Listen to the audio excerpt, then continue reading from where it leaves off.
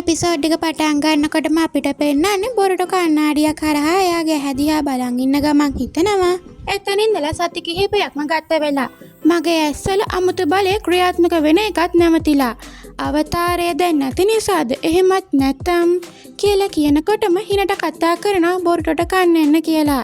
ඒක නිසා බොරුට මෙතනින් යනවා.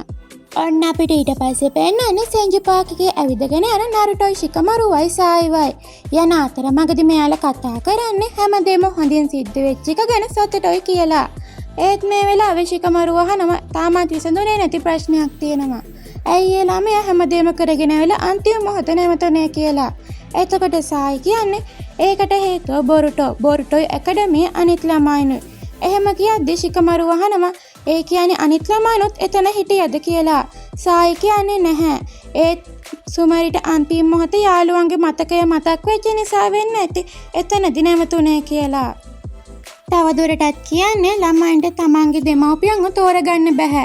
ඒත් තමන්ගේ යාළුවන්ව තෝරගන්න පුළුවන් කියලා. මේ වෙලාවේ නරුටෝ තමන් ළඟට ආපු බෝලයක් පොඩි ළමයි පැත්තට විසික් කරන ගම ශිකමාරුටයි සායටයි කියන්නේ මොන දේ වුණත් අපි දැන් ඒ ළමයව ආයෙමත් ඇකඩමියට ගන්න තීරණය කරා කියලා. අන්න අපිට ඊට පස්සේ පෙන්නන්නේ ඇකඩමියේදී ශිනෝ සෙන්සෙ කියනවා ඔයාලා කණ්ඩායමක 3 දෙනා ගානේ හැදෙන්න. මොකද ඒක අපිට උපාධියෙන් පස්සේ ඔයාලා වැටෙන්නේ මොන කණ්ඩායමකටද කියලා තීරණය කරන්න පහසු වෙයි කියලා. මේ වෙලාවේදී ළමයි සුමරි ගැන අහනකොට ශිනෝ සෙන්සෙ කියනවා එයාට තාමත් හරියටම සනීප නැහැ. හොඳ වුණාම අපි බලමු කියලා. මේ වෙලාවේදී සාරදා අහනවා ඇය ඇකඩමියෙන් ඉවත් වෙයිද කියලා. ශිනෝ සෙන්සෙ කියනවා මම ඇය බලන්න යන අවසර ඉල්ලුවත් අපිට ඒත් අවසර හම්බුනේ නැහැ. බලන් ඉන්න විතරයි දැන් කරන්න තියෙන්නේ කියලා. මේ වෙලාවේ සාරදාලා නම් දුක් වෙනවා හෙට ඉනම් ප්‍රායෝගික පුහුණුවෙන් මග හැරෙන නිසා සුමරිට එන්න බැරි වෙයිද කියලා. අන්න අපිට ඊට පස්සේ පෙන්නන්නේ යාළුවෝ කට්ටිය ටීම් තෝරන්න පටන් අරගෙන.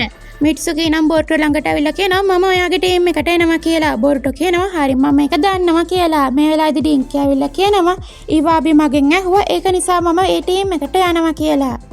බොරුටෝ මේ වෙලාවේ මොකද්ද කියලා අහනකොටම ඊවාබි ළඟට ඇවිල්ලා අහනවා ඇයි ඔයාට මොකක් හරි ප්‍රශ්නයක් තියෙනවද කියලා.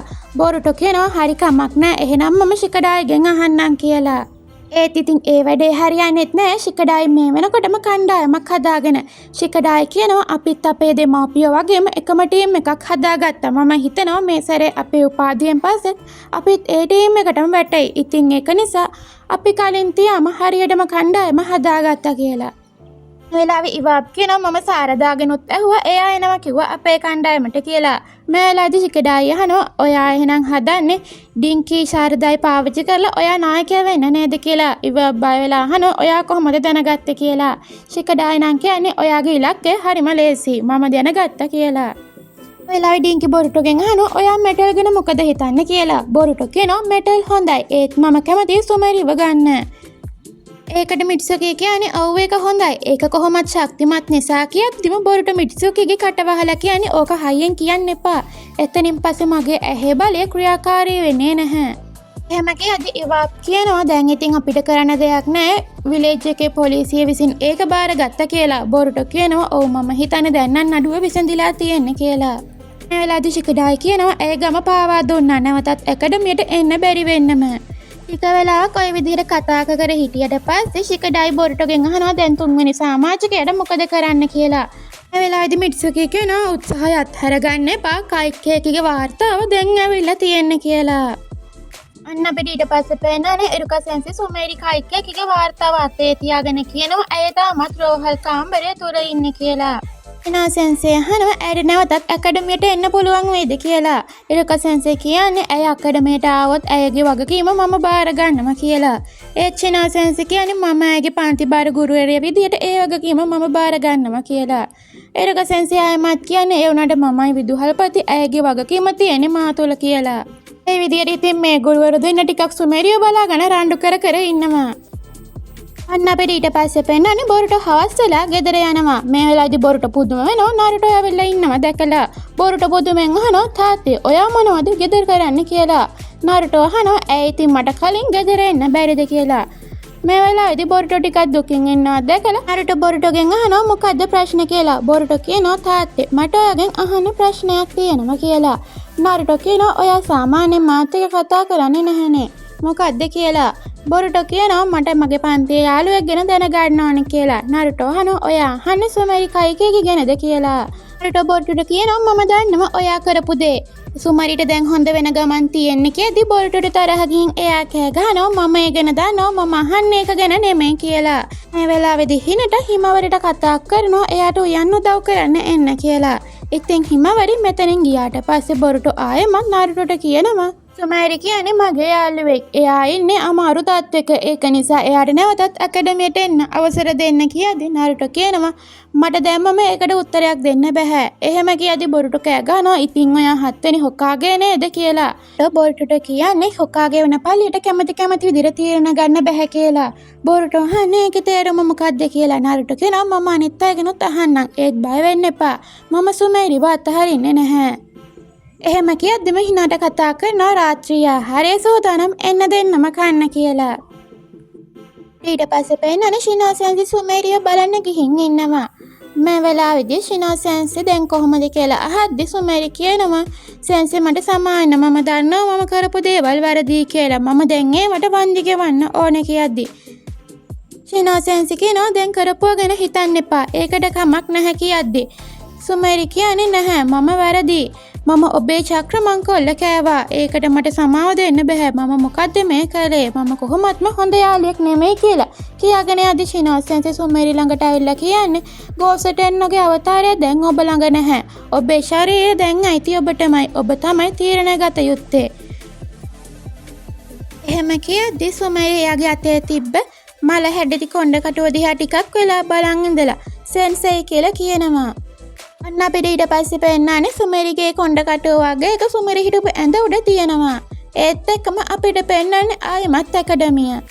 මේ වෙලාවේ ඉනෝජි ශිකඩායි ඩින්කි ඉන්න තැනට ඇවිල්ලා කියනවා සුමරිව මාරු කරලා කියලා. මේ වෙලාවේ ඩින්කි පුදුමෙන් අහන්නේ මොකද්ද වෙලා තියෙන්නේ කියලා. ඉනෝජි කියන්නේ මගේ තාත්තා තමයි මේ අධීක්ෂණය තාමත් බාරව ඉන්නේ. ඒක නෙමෙයි ශිකඩායි ඔයා මේ ගැන බොරුටට කිව්වද කියලා. ශිකඩායි කියන්නේ නැහැ මම කිව්වේ නෑ. එයා මේක දැනගත්තොත් ප්‍රශ්නයක් වෙයි. ඒක නිසා අපි මේක රහසක් විදිහටම තියාගත්තොත් හොඳයි කියලා. කොහොමත් තව ටිකකින් අපේ පුහුණුවෙන් පටන් ගන්නවා. එතකොට මේක මග ඇරෙයි. අන්න අපිට ඊට පස්සේ පෙන්නන්නේ ශිනාසෙන්සි එයාගේ ශිෂ්‍යයන්ට කියනවා අපේ පාසල දැන් හදලා ඉවරයි. මොන දේ වුණත් මට එක දෙයක් මුලින්ම මතක් කරන්න ඕනේ. කිසිම හේතුවක් නිසා ඔයාලා මේ පාසලේ ගොඩනැගිලි වලට ආයෙමත් හානියක් නම් කරන්න එපා කියලා. හරි එහෙනම් දැන් පටන් ගමු. මුලින්ම කණ්ඩායම් දෙකක් පහළ සිට ඉහළට කියලා කියනකොටම බොරුටෝ කෑ ගහනවා. මුල්ම සමාජිකයා ඉහළට ගිහපු පළවෙනි කණ්ඩායම දිනනවා කියාගෙන බොරුටෝ කට්ටියගේ කණ්ඩායම් ටික ඉක්මනටම උඩට දුවනවා. තරඟ සිද්ධ වන අතරතුරදී ශිනාසෙන්සි කියනවා ඔබේ ප්‍රතිවාදියාව අවහිර කරන්න නම් අවසර නැහැ කියලා. තරඟයේ ඇස්සේ මේ ළමයි ගොඩනැගිල්ලක් නැවත කඩනවා දැකපු ශිනාසෙන්සිගේ මූණ තමයි මේ තියෙන්නේ. පහළට ආපු සාරදානන් අහන්නේ සෙන්සි ඔයා හොඳින්ද කියලා. ශිනාසෙන්සි කියන්නේ මම මොකට මේ වගේ තරඟයක් කරන්න කැමති වුණාද මන්ද කියලා. වෙලාව දෙක මිනිස්සෙක් ශිනාසෙන්සි ළඟට ඇවිල්ලා මොකක් හරි රහසක් කියනවා. සාරදාට ඇහෙනවා ඒ රහස තුල සුමේරිගේ නමත් කියනවා. ඉතින් ඒක අහපු ගමම ශිනාසෙන්සි සාරදාට ඔයා මේකේ ලකුණු දාන්න කියලා ඉක්මනටම මෙතනින් යනවා. අන්න අපිට ඊට පස්සේ ආයෙමත් පෙන්නන්නේ මේ ළමයි අතර සිදුවෙන තරඟේ. මේ සැරේ නම් චොචෝගේ ටීම් එක, ඒ කියන්නේ ශිකඩායි ඇතුළු කණ්ඩායම සහ මෙටල්, ඒ කියන්නේ බොරුටෝගේ කණ්ඩායමත් එක්ක සිද්ධ වෙන තරඟේ. මේ වෙලාවේදී ශිකඩායි හොර කරනවා මෙටල්ට කියනවා ඔන්න ඔය අදිහා හැමෝම බලාගෙන ඉන්නේ කියලා. ඉතින් උඩින් ආපු චොචෝගේ පහර නිසා මෙටල් උඩින් විසික් වෙලා යනවා. වෙලාවේදී ඉනෝජි එයාගේ නින්ජා ආර්ට් ජුට්සුව හරහා බොරුටෝටයි මිට්සුගේටයි පහර දෙමින් ඉන්නවා. මේ වෙලාවේදී ඉනෝජිගේ එක රූපයක් මිට්සුගේ ළඟටත් යනවා. ඉනෝජි එයාගේ බලය හරහා ඒ රූපය තවත් ලොකු කරලා එක සැරේටම පුපුරවනවා. මේකෙන් ප්‍රයෝජන ගත ශිකඩායි එයාගේ ෂැඩෝ පැරලයිස් ජුට්සුව හරහා මිට්සුගීව තමන්ගේ පාලනයට ගන්න පුළුවන් වෙනවා. මිට්සුගී කියලා එයාව බේරගන්න කුණාල්පියකින් පහර දුන්නත් ඉනෝජි එක වළක්වනවා. ඉනෝජි බොරුටොත් එක සටනට යනවා. කොහොම හරි මිට්සුකිගේ කටින් ආපු කුණාල් පිහියක් ශිකඩායිගේ පැත්තට පහර දීම නිසා මිට්සුකීට ශිකඩායිගෙන් බේරෙන්න පුළුවන් වෙනවා. ඔය විදිහට ටික වෙලාවක් සටන් කරපු මේ යාළුවෝ කට්ටිය අන්තිමටම නවතින්නේ ඒ ගොඩනැගිල්ලත් කඩලා දාලා.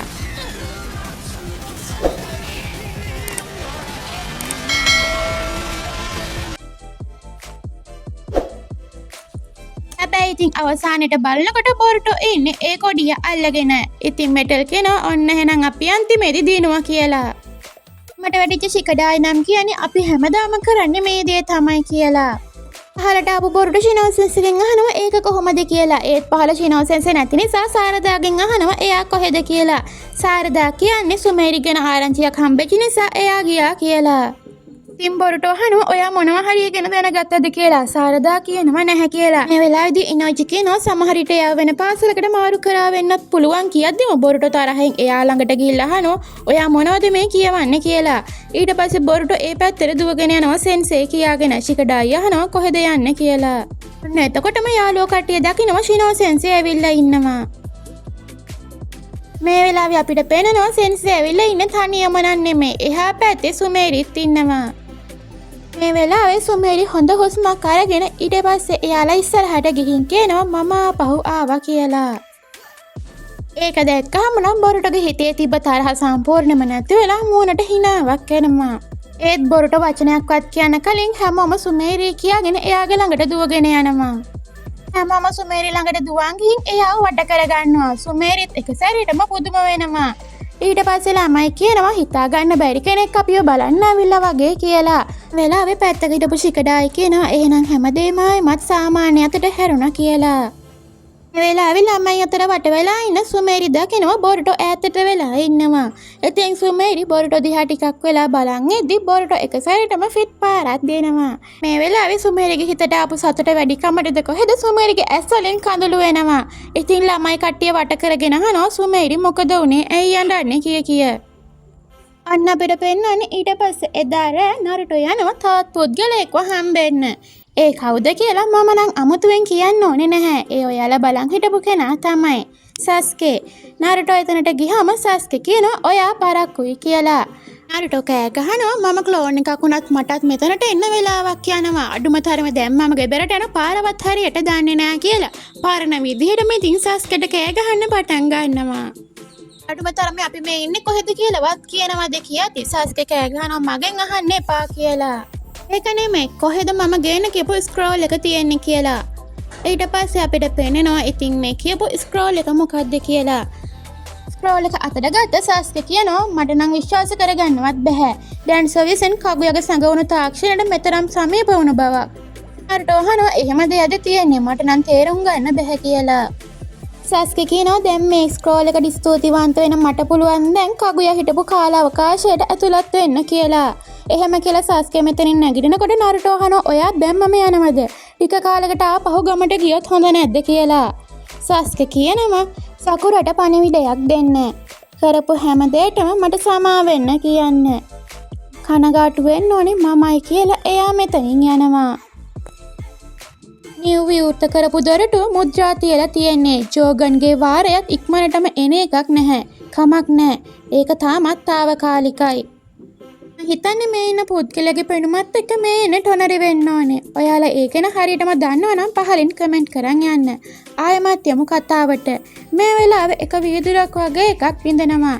ටොනරි කියනවා කාලය ආවහම දෙවිවරුන් නැවතත් පැමිණෙයි. මේ පොළවට බැසෙන්න. කියලා කියනවත් එක්කම අපිට පේනවා තවත් ප්‍රදේශයක ඉන්න තවත් දෙන්නෙක්ව. ඒ පුද්ගලයා ළඟට කිංෂිකී කියලා නම තියෙන තවත් පුද්ගලයෙක් එනවා. ඉතින් මේ පළතුරක් ආපු කෙනා අර කිංෂිකීගෙන් අහනවා ඔයා ගියපු ගමන කොහොමද කියලා. කිංෂිකී කියන්නේ මට කගුයගේ ලෝකය හම්බුණා.